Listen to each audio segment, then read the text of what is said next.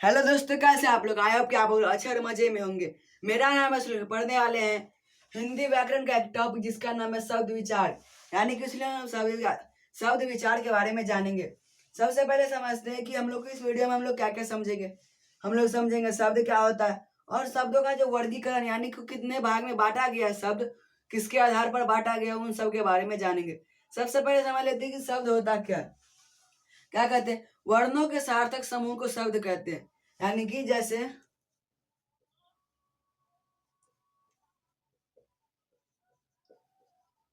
आम क्या हुआ? आम हुआ एक शब्द। और ये जो आ है और ये म, ये दोनों क्या हुआ? वर्ण हुआ।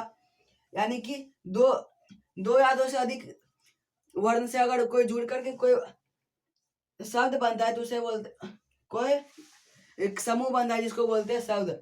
यानी कि आ जोड़ म, यानी कि ये दोनों वर्ण है और ये जो शब्द समूह यानी कि शब्द का समूह है। यानी कि अगर एक से ज्यादा वर्ण रहेगा तो क्या होगा? वो शब्द समूह हो जाएगा। और जो कि है आम, और ये हुआ एक शब्द। आई होप कि आप लोग यहाँ तक समझ आ गया होगा। इसके बाद शब्दों का वर्गीकरण समझते हैं। ये 5 भाग में बांटा गया है। पहला है अर्थ के आधार पर, यानी कि जिसमें क्या होता है? अर्थ पर निर्धारित होता है। जैसे कि अर्थ के आधार पर बांटा गया, जैसे कि किसी का अर्थ जैसा अर्थ रहेगा वैसा। यानी कि और ये जो अर्थ के आधार पर है ना, इसका भी कुल 6 भागों में बांटा गया है। पहला है जिसका अर्थ हो, दूसरा है जिसका अर्थ नहीं हो, तीसरा है पर्यायवाची, चौथा है विलोम, उसके बाद है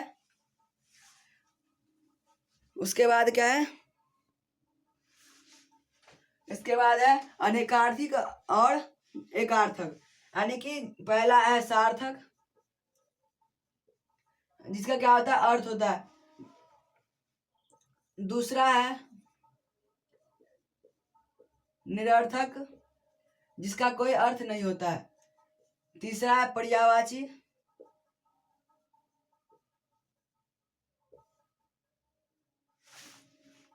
चौथा है विलोम,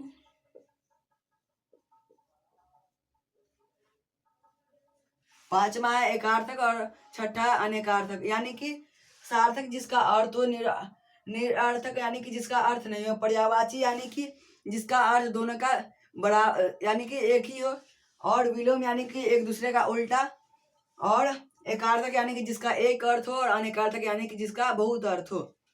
इसके बाद है रचना या बनावट के आधार पर, यानी कि उसका जो बना हुआ है उसके आधार पर वो इसको 3 भाग में बांटा गया है।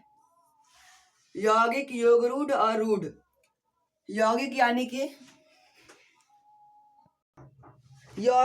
कि जिसका क्या होता है? कोई शब्द है, जैसे कि पुस्तकालय।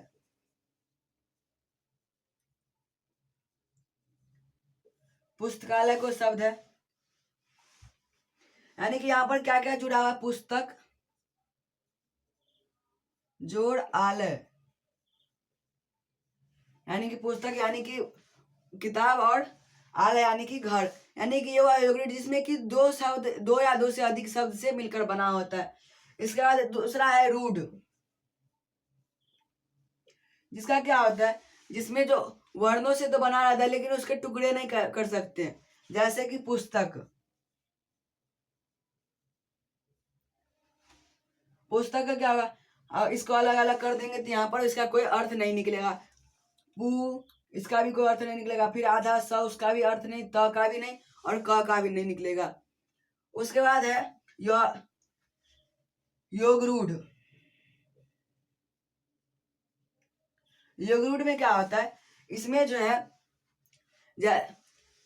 उसमें दो शब्द से दो शब्द या फिर दो वाक्यांश से मिलकर बना रहता है, जैसे कि पंकज।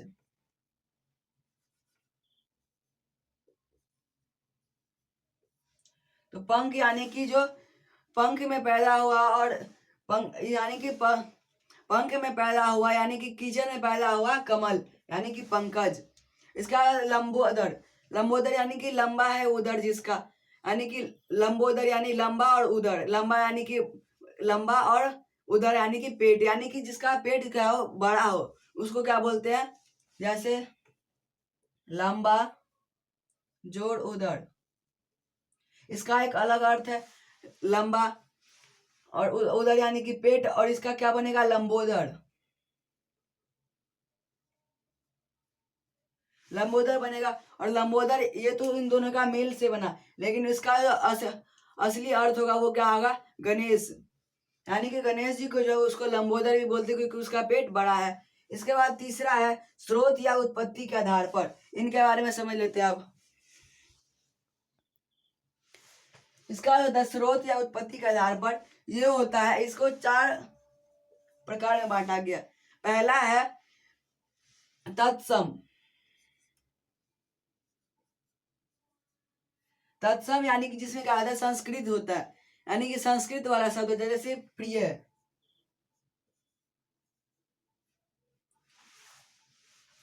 कार्य, ये सब क्या हुआ है, संस्कृत में हम लोग यूज करते हैं, कार्य या फिर प्रिय। और भी बहुत सारे जितने भी शब्द है वो सब क्या हुआ, संस्कृत का तत्सम में। इसका है तद्भव। तद्भव यानी कि इसमें क्या होता है, हिंदी में लिखा जाता है, जैसे कि कार्य का क्या होगा, काम। इसके बाद तत्सम यानी संस्कृत, तद्भव यानी कि हिंदी, और इसके बाद है देशज, जैसे देसी भाषा, जैसे कि पेट।